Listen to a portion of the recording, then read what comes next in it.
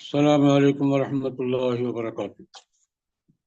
الحمد للہ رب العالمین، والصلاة والسلام علی سید الرسل وخاتم النبیین وعلی آلہ واصحابہ واتباعہ اجمعین، اما بعد۔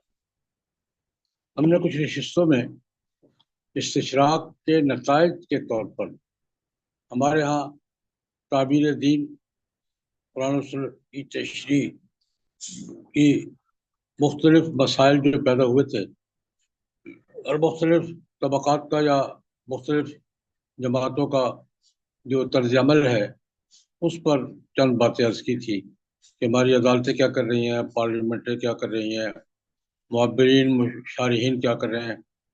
آج اس کی گفتگو کا آخری حصہ ہے، تو میں اس کو ذرا ماضی کی طرف لے جانا چاہوں گا کہ آغاز میں تعبیر دین، کسی مسئلہ کے تعین اور تشریح میں خلفائے راشدین کا طرز عمل کیا تھا، اس پر دو تین واقعات اختتام کے طور پر عرض کرنا چاہوں گا۔ مثال کے طور پر حضرت صدیق اکبر رضی اللہ عنہ جب خلافت سنبھالی ہے تو دو بڑے مسئلے پہلے دن ہی پیش آ گئے تھے۔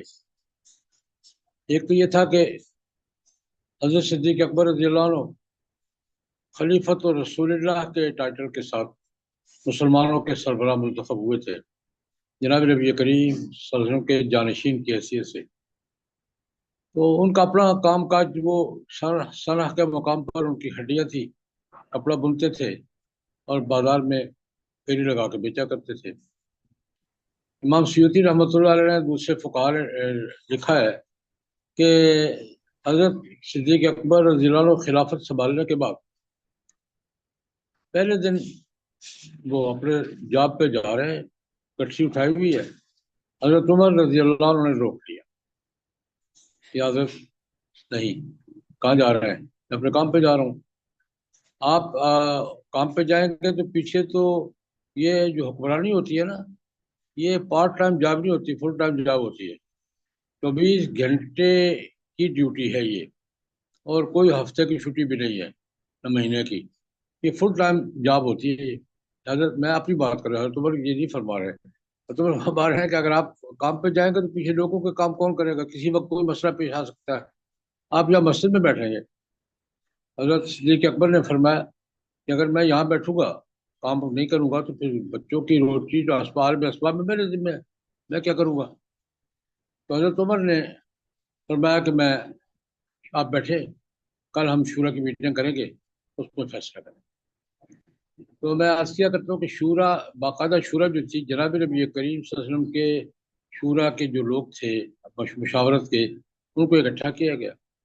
مسئلہ یہ پیش ہوا کہ حاکم وقت جس نے خود کو وقف کر دیا ہے اور وقف ہو گیا ہے، اس کے گھر کے اخراجات کہاں سے آئیں گے؟ تو یہ اصول طے ہوا کہ حاکم وقت جو بھی آدمی کسی اجتماعی کام کے لیے وقف ہو گیا ہے اور اپنا کام نہیں کر سکتا، اس کے اخراجات ریاست کے ذمہ۔ یہاں سے اصول قائم کیا فقہا نے کہ کوئی بھی آدمی اجتماعی کام کے لیے اس نے اپنا اوقات فارغ کر دیے اور وہ مصروف ہو گیا ہے، تو اس کے گھر کے اخراجات یہ ریاست کے ذمہ ہوں گے، بیت المال کے ذمہ ہوں گے۔ یہ اصول طے ہوا کہ خلیفۃ و رسول اللہ کے اپنے اور کے گھر کے زیر کفالت افراد کے اخراجات بیت المال ادا کرے گا۔ دوسرا اصول یہ طے ہوا کہ معیار کیا ہوگا۔ حضرت علی کرم اللہ وجہ کی تجویز پر کہ مدینہ منورہ کا عام شہری، جس کو مین آف دا اسٹریٹ کہتے ہیں، عام شہری کے لا وقصفیہ والا شطر، نہ کمی نہ زیادتی، ایک عام شہری، متوسط درجے کا شہری جتنے اخراجات کے ساتھ اپنا گزارا باوقار گزارا کر سکتا ہے، وہ اس کی ان دو اصولوں پر حضرت صدیق اکبر رضی اللہ عنہ کی تنخواہ طے ہوئی، وظیفہ طے ہوا کہ ان کو ملتا رہا۔ یہ میں انداز بتاؤں اصحاب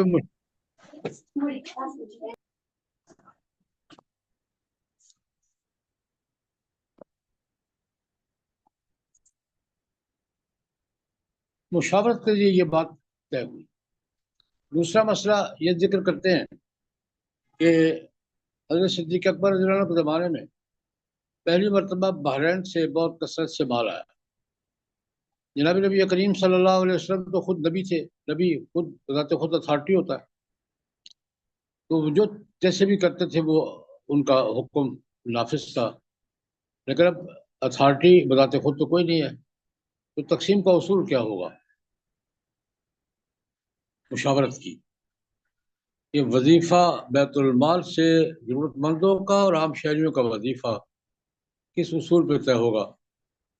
تو امام ابو یوسف رحمۃ اللہ علیہ نے کتاب الخراج میں نقل کیا واقعہ کہ حضرت عمر رضی اللہ عنہ نے تجویز دی کہ جو مسلمانوں کے درجات ہیں، مہاجرین اولین ہیں، پھر مہاجرین ہیں، پھر انصار ہیں، پھر اصحاب بدر ہیں، اصحاب شجرہ ہیں، اصحاب بیت ہیں، بیت عقبہ، یہ جتنے بھی ہیں ان کی درجہ بندی کی جائے، اور ان کی درجہ بندی کر کے گریڈ سسٹم، سب سے زیادہ ازواج مطہرات کو دیا جائے، پھر آہستہ آہستہ۔ حضرت صدیق اکبر رضی اللہ عنہ نے یہ بات ماننے سے انکار، یہ فرمایا هذه معاش والاسوة فيه خیر من الاسرہ، یہ معیشت کی بات یعنی حقوق کی بات ہے، فضیلت کے درجات تو اللہ کے ہاں ہیں، لیکن یہ حقوق کی بات ہے، معیشت کی بات ہے، یہاں برابری ترجیح سے بہتر ہے۔ چنانچہ حضرت صدیق اکبر رضی اللہ عنہ نے 2.5 سال ان کو ملے ہیں، تو اسی برابری کی بنیاد پر تقسیم کی، برابری کی بنیاد پر جتنا ازواج مطہرات کو دیا اتنا عام شہری کو دیا، جتنا عام شہری کو دیا اتنا مہاجرین کو دیا، درجہ بندی اور گریڈ سسٹم انہوں نے نہیں کیا۔ حضرت عمر رضی اللہ عنہ خلیفہ بنے تو ان کی اپنی رائے تھی، انہوں نے گریڈ سسٹم کر دیا۔ روایت میں آتا ہے 6 یا 7 گریڈ بنائے، ازواج مطہرات کو سب سے زیادہ کہتے 12,000 درہم ملتا تھا، پھر 10,000 کا گریڈ ہے، پھر 8,000 کا گریڈ ہے، تو یہ حضرت کر دیا۔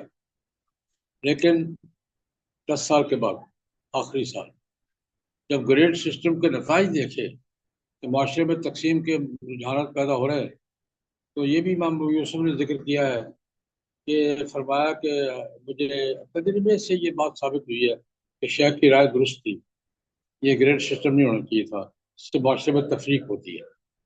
یہ میں انداز بتا رہا ہوں فیصلوں کا۔ ایک واقعہ اتفاق سے آج ہی صبح بخاری کے سبق میں آ گیا تھا کہ ان کا خلفائے راشدین کا سوچ کا اور دلیل کا اور استدلال کا طرز کیا تھا۔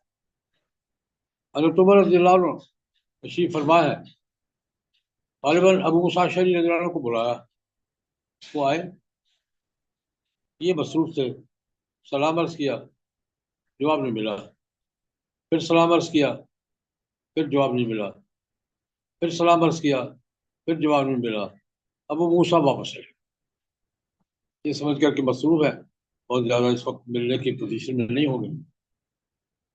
تھوڑی دیر کے بعد حضرت عمر نے سر اٹھایا اور ابو موسیٰ کی آواز آئی تھی، کدھر گیا وہ؟ چلا گیا، کیوں؟ بولا آئے تھے تو چلے کیوں گئے؟ ابو موسیٰ کہنے کہ حضرت حکم یہ ہے، رسول اللہ صلی اللہ علیہ وسلم 3 دفعہ اجازت مانگو، اگر تیسری دفعہ اجازت نہ ملے تو واپس چلے جاؤ۔ حضرت عمر نے پر ڈانٹا بھی، اس روایت پہ کوئی گواہ لاؤ گے؟ گواہ پیش کرو، یہ روایت تمہارے سوا کسی اور نے بھی سنی ہے؟ وہ بیچارے گھبرا گئے کہ کہنے والے حضرت عمر ہے۔ بخاری کی روایت ہے کہ وہ گئے، انصار مدینہ کی ایک مجلس شبی بھی تھی، تو یار میں نے ایک روایت سنی تھی، بیان کیا، تو حضرت عمر گواہ مانگ رہے ہیں، تم میں سے کسی نے سنی ہو؟ کہ ہم سب نے سنی ہے، یا ہم میں سب سے چھوٹا یہ گواہی دے گا جا کر؟ تو گواہی کے لیے ابو سعید خدری گئے، انصار میں سب سے کم عمر تھے، جا کے گواہی دی، حضرت میں نے بھی سنا ہے، آپ ناراض کیوں ہوتے ہیں؟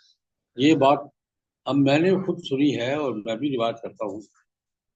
حضرت عمر رضی اللہ عنہ نے ایک جملہ قابو میں عرض کرنا چاہتا ہوں، فرمایا یار ہم تو کاروبار میں مصروف رہتے تھے، الحتنی الشغل فی الاسواق فی الاسواق، بازاروں میں لین دین کے معاملات، تاجر آدمی تھے، تو مجھے یہ حدیث میں نہیں سن سکا، تو ٹھیک ہے، یہ میں اس زمانے میں تحقیق کا انداز بتا رہا ہوں، ایک واقعہ حضرت عمر کے زمانے میں اور ہوا کہ تحاوی نے امام تحاوی نے بڑی تفصیل سے واقعہ بیان کیا ہے کہ صحابہ میں اختلاف ہو گیا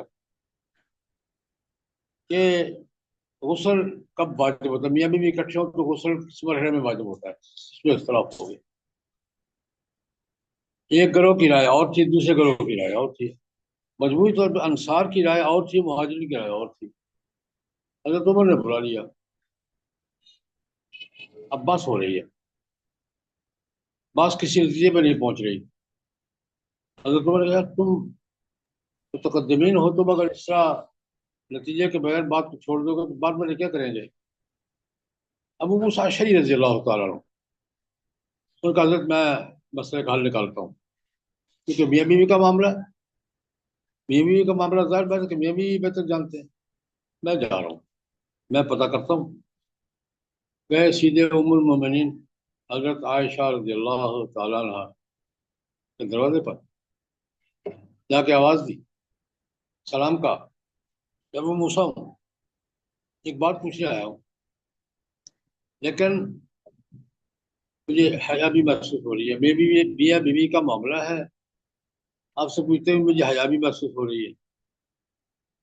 حضرت عائشہ نے کہا نا امو کا، میں تیری ماں ہوں، جو پوچھ سکتے ہو پوچھو۔ انہوں نے مسئلہ پوچھا، حضرت عائشہ نے پوزیشن بیان کی کہ یہ حضور کا عمل اور ارشاد یہ تھا۔